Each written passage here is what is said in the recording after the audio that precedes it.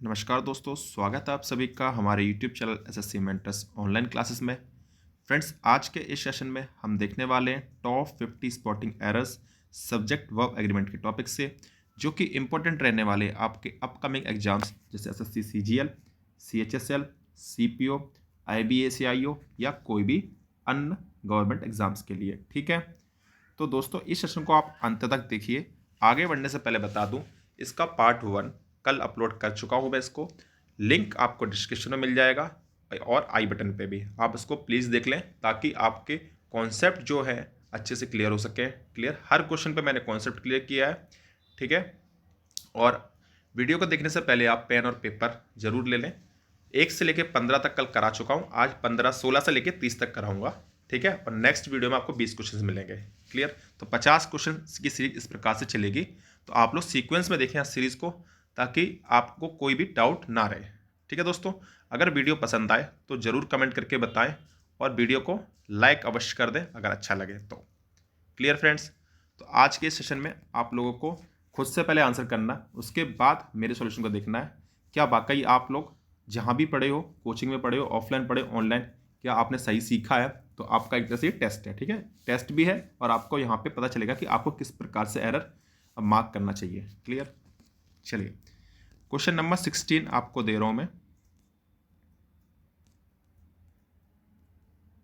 ये लो बच्चों, question number 16 आपकी स्क्रीन पर ये रहा। His parents were angry with him because 2000 rupees were spent by him on unnecessary items.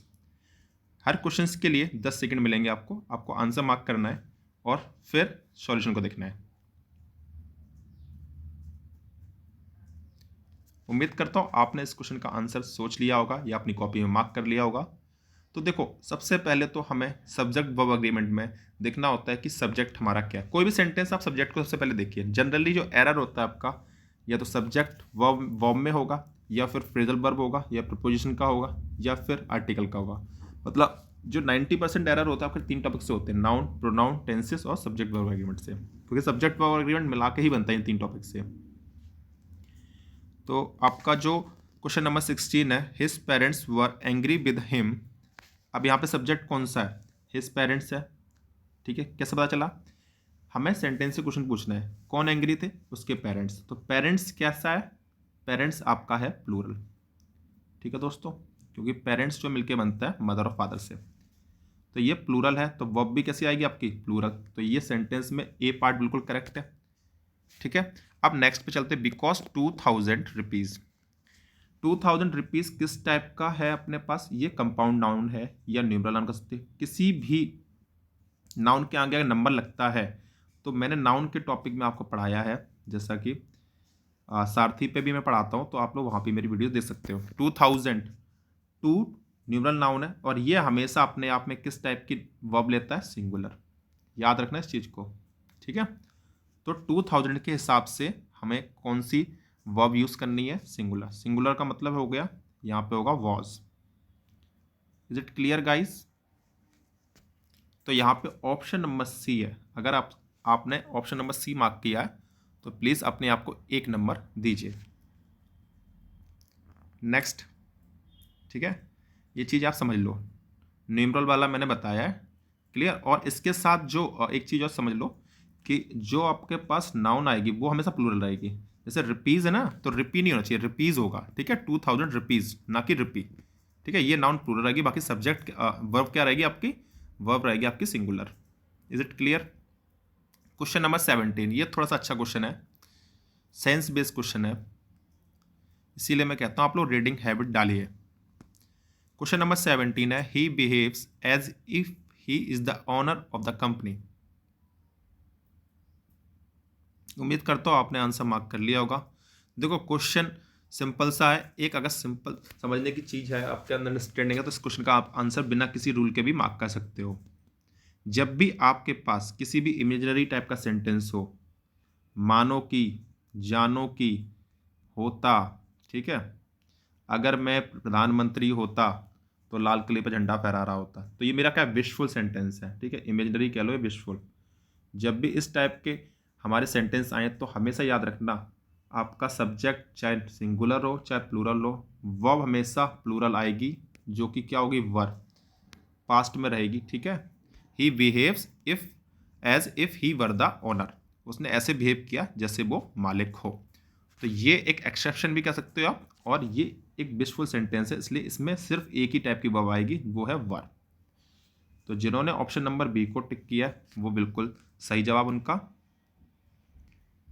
ठीक है बच्चों, देखो कुछ एग्जाम्पल भी आपके स्क्रीन पर शो हो रहे हैं, जैसे I wish I were A superstar, आपको एग्जाम में दिया जाएगा वर्क की जगह वॉज लगा के, तो आपको लगेगा आई के साथ तो वॉज आएगा, तो बिल्कुल सही है, बट हमें भावनाओं में नहीं बहना है, क्योंकि ये होते हैं अपने विशफुल या इमेजिनरी सेंटेंस, जहाँ पे सेंटेंस जनरली आपको इफ से लगा के दिए जाएंगे, या विश लगा के दिया जाएगा, ठीक है, या एज लगा के दिया जाएगा, या एज इफ लगा के दिया जाएगा, ठीक है। ये सेंटेंस की पहचान है, देखो यहाँ पे दिया है if as if, wish, if only, है ना।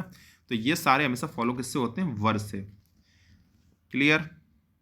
आइए बढ़ते हैं क्वेश्चन नंबर 18, बहुत इजी क्वेश्चन है, इस टाइप का क्वेश्चन मैंने कल भी कराया था, और जिन लोगों ने कल का सेशन देखा होगा वो आराम से इस क्वेश्चन को मार्क कर पाएंगे। तो दोस्तों आंसर करिए इस क्वेश्चन का। हाँ, क्वेश्चन नंबर 18 जो है, he and I has made a plan to surprise our mother on her birthday. देखो कभी भी दो नाउन, ठीक है, किस कीवर्ड से जुड़े हो, एंड से, ठीक है, ये नाउन 1 है, ये नाउन 2 है, ठीक है। इसको प्रोनाउन भी हम क्या देते हैं, क्योंकि ही है, किसी के लिए यूज हुआ होगा।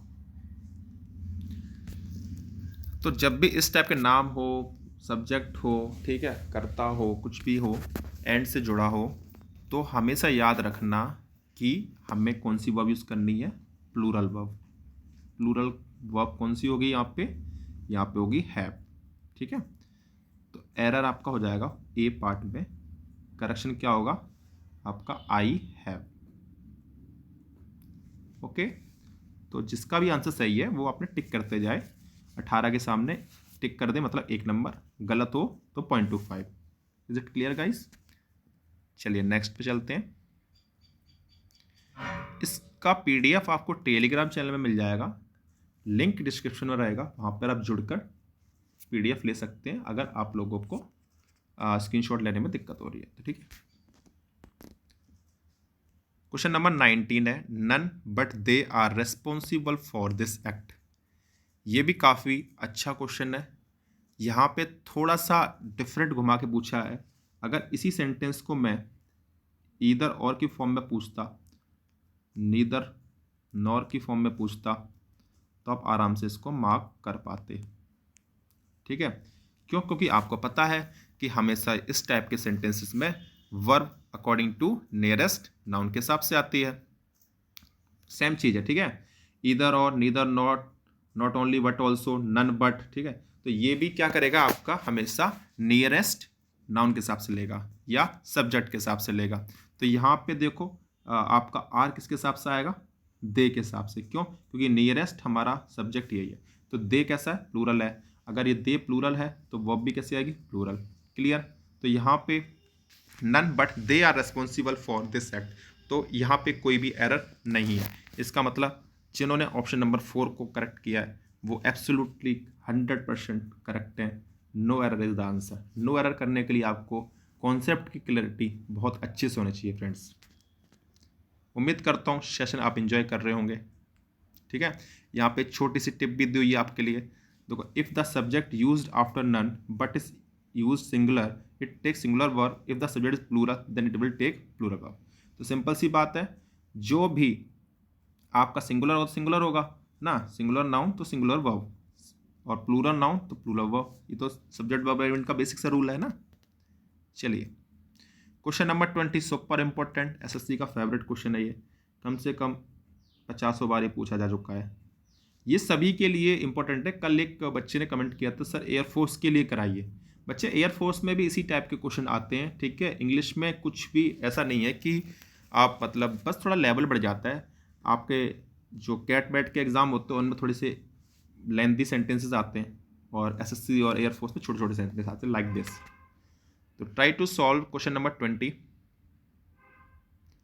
Many students participated in the competition.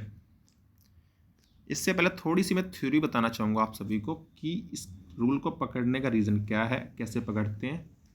देखो, मैनी का मतलब होता है बहुत सारे या बहुत ज़्यादा।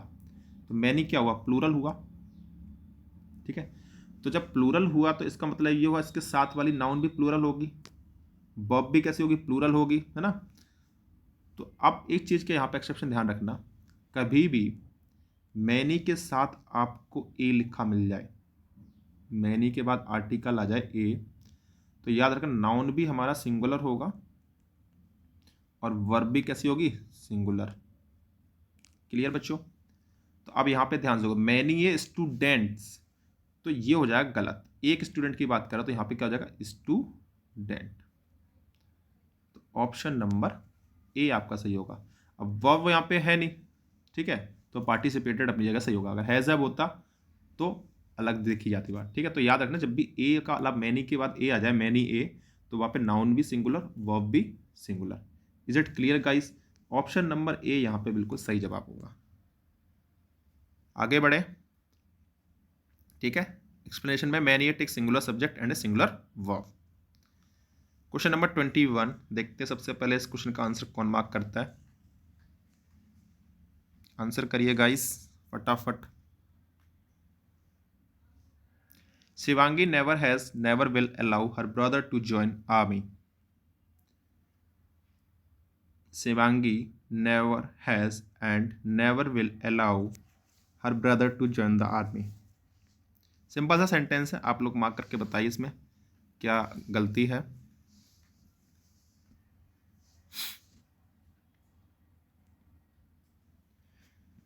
देखो, इसमें सेंटेंस का स्ट्रक्चर थोड़ा सा गड़बड़ है। Shivangi never has and never allowed, तो Shivangi never has and never will allowed, ठीक है। तो यहाँ पे ऑप्शन नंबर बी में गलती होगा। इसकी एक्सप्लेनेशन को देखिए, ज़्यादा चीज़ें क्लियर होंगी। एड अलाउड आफ्टर हैज़, ठीक है, तो ये क्या है, आपका कंपाउंड सेंटेंस है बच्चों, ठीक है। ये कंपाउंड सेंटेंस है आपका, इस चीज़ को याद रखो। कंपाउंड सेंटेंस में क्या होता है कि ऑक्सिलरी वर्ब और प्रिंसिपल वर्ब, ठीक है, should be mention separately if they differ in number of form और voice. In such cases one verb can not be act for both. तो यहाँ पे एक ही वर्ब यूज है ना, एक ही वर्ब मतलब हैज है, तो यहाँ भी अलग होगा, ठीक है। Shivangi has never and never will allowed, clear है ना, तो अलग अलग यूज होगा, ठीक है। यहाँ पे हैज अलाउड होगा ना कि विल अलाउड, समझ रहे ना। तो अगर दो सेंटेंसेस है दोनों के लिए अलग अलग यूज होगा।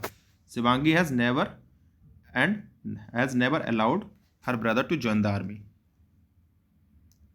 क्लियर। यहाँ पे ज्वाइन आर्मी नहीं होना चाहिए, ज्वाइन द आर्मी होना चाहिए था, ठीक है। दो एरर है इसमें, एक तरह से कह सकते हैं क्योंकि जो हमारी सेनाएं होती हैं वो डेफिनेट होती हैं, द आर्मी, द एयरफोर्स, ठीक है। तो इसमें एक से ज़्यादा एरर हो गए आपके, दो और तीसरा पार्ट दोनों में एरर है। चलो क्वेश्चन नंबर 22, ये भी काफ़ी अच्छा क्वेश्चन है आपका। So honestly she work that she was promoted by her boss. थोड़ा सा जानकारी होनी चाहिए आप लोग को, जिसको भी पता है ऑनेस्टली अपने आप में किस टाइप का पार्ट ऑफ स्पीच है, बताइए। एडजेक्टिव है कि एडवर्ब है कि नाउन है, तब बताता हूँ। हाँ बिल्कुल, ऑनेस्टली जो आपका एडवर्ब है, ठीक है। जिन शब्दों के अंत में आपका ly लग जाता है वो जनरली क्या होते हैं, एडवर्ब, ठीक है। और जब एडवर्ब है तो एडवर्ब में क्या होता है, देखो सो और दैट, ये भी आपका कंजंक्शन का पेयर है। जब मैं कंजंक्शन पढ़ाऊंगा तब वहाँ पे बहुत मजा आएगा। तो इसमें इन्वर्जन का केस लगता है, कहने का मतलब जो वर्ब है वो पहले आएगी, ठीक है।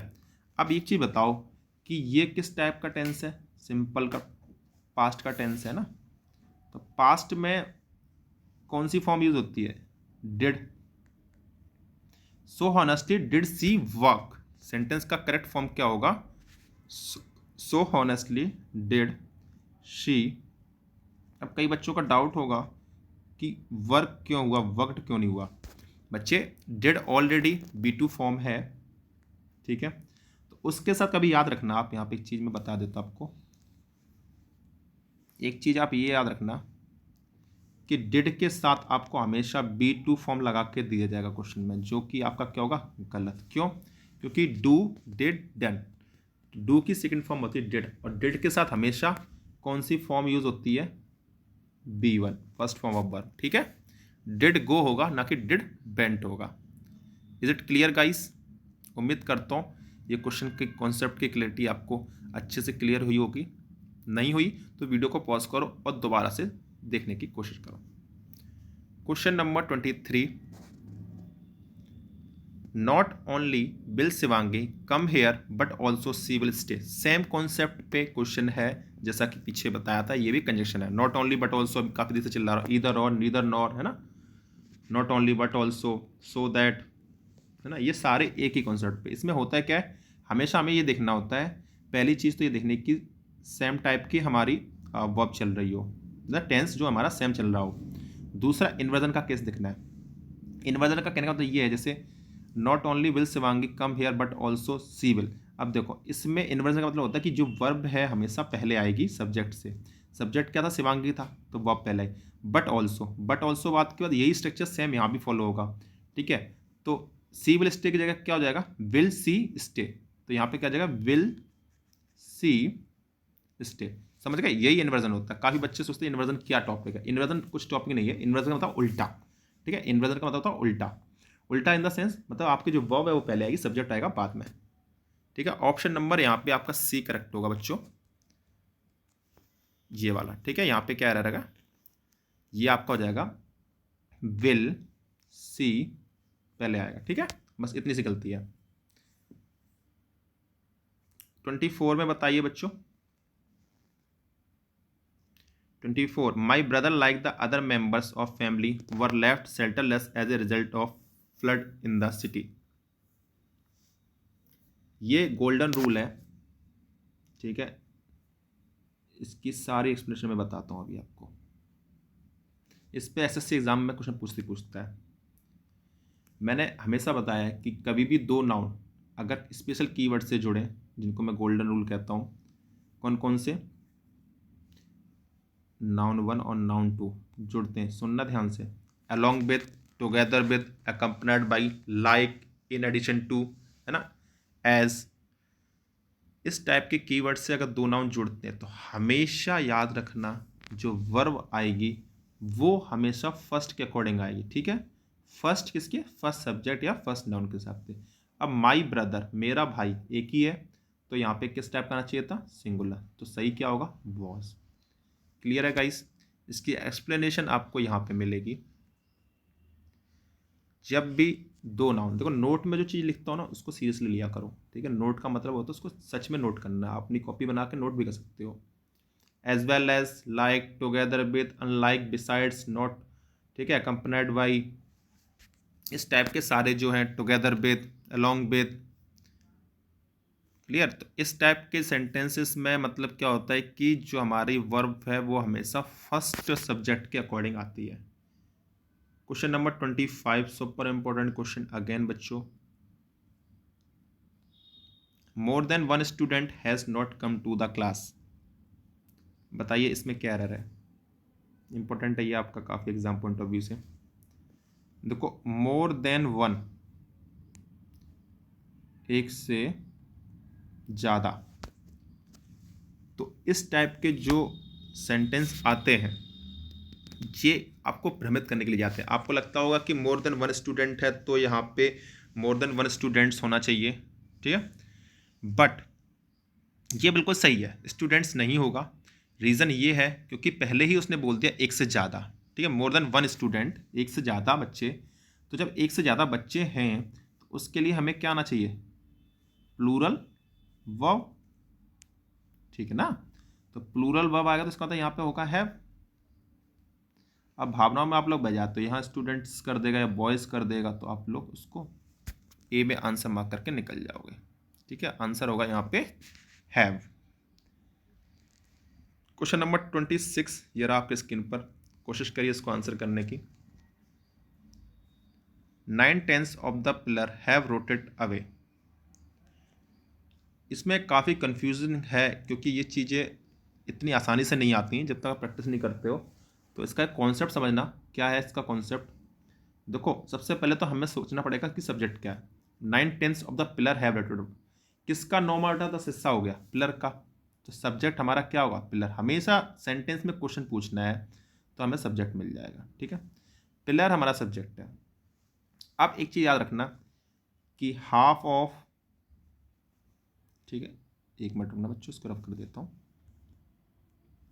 हाफ ऑफ हो, 1/3 हो, 1/3 ऑफ हो, 2/3 ऑफ हो, 9/10 हो, 3/4 हो, कुछ भी हो, अगर इनके बाद पिलर, पिलर कैसा है? काउंटेबल है, अनकाउंटेबल है?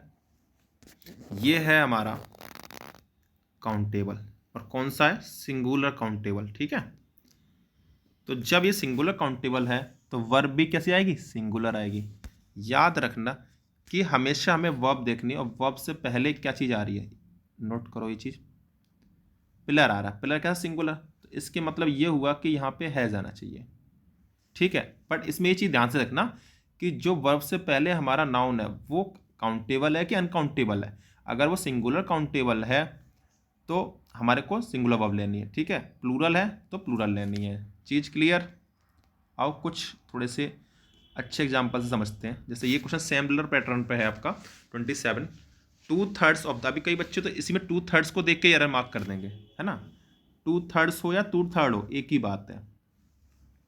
2/3 of the books has been sold in the very first year of its launch। अब मैंने कहा था सबसे पहले क्या चेक करनी है हमें? वर्ब। वर्ब से पहले हमारा को क्या मिला है? बुक्स। अब बुक्स कैसे हैं ये बताओ, कौन सा नाउन है? अनकाउंटेबल है कि काउंटेबल? बुक्स को आप काउंट कर सकते हो, बट ये है प्लूरल काउंटेबल नाउन।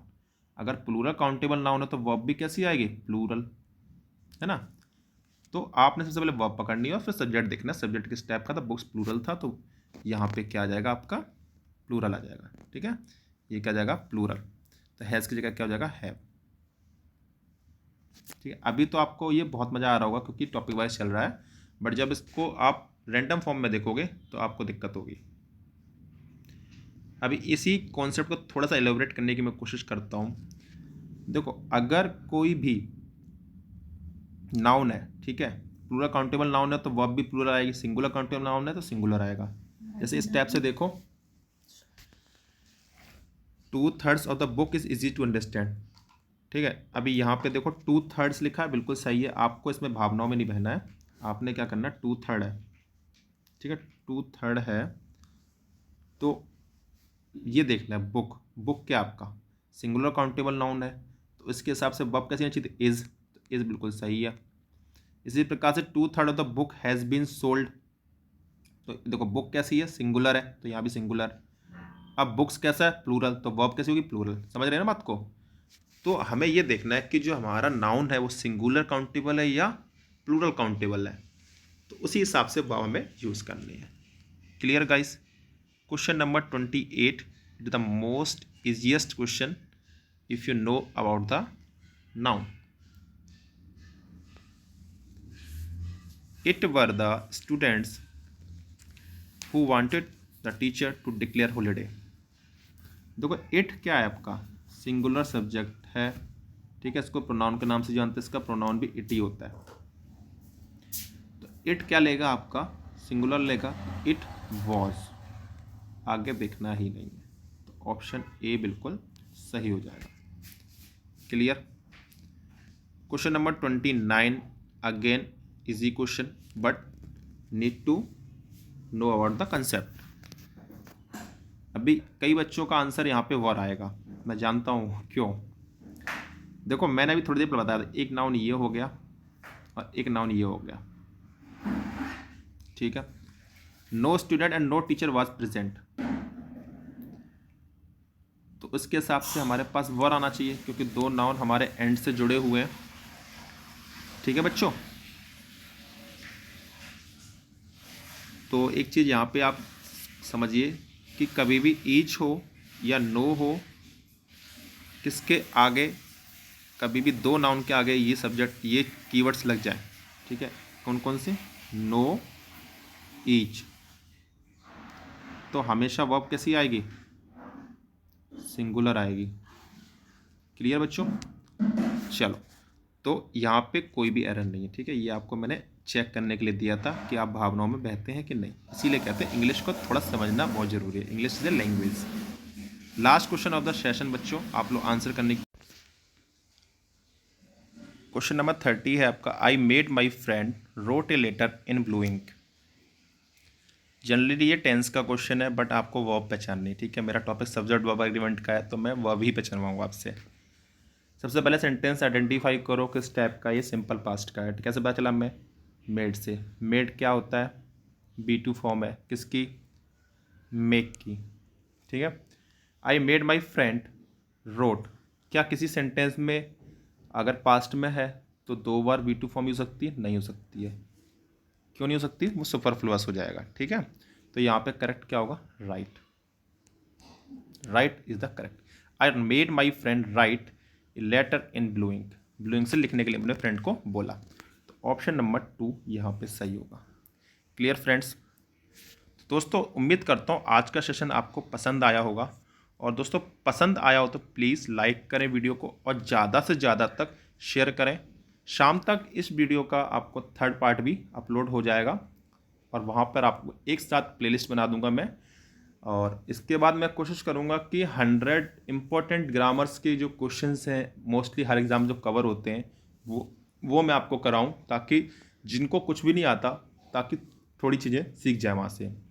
मुझे पता है आप लोग रूल रटते रहते हो बट उनकी इम्प्लीमेंटेशन नहीं कर पाते हो। रीज़न ये है क्योंकि आप लोग प्रैक्टिस नहीं करते। इसीलिए मैंने सोचा कि मैं आपको अभी 100 मोस्ट इम्पोर्टेंट एरर डिटेक्शन के क्वेश्चन कराऊंगा, ठीक है। तो जुड़े रहें चैनल के साथ। और अभी तक आपने सब्सक्राइब नहीं किया प्लीज़ सब्सक्राइब कर लें और टेलीग्राम चैनल से जरूर जुड़ लें ताकि आपको रेगुलरली अपडेट्स मिलते रहे। Do like and share. Thank you.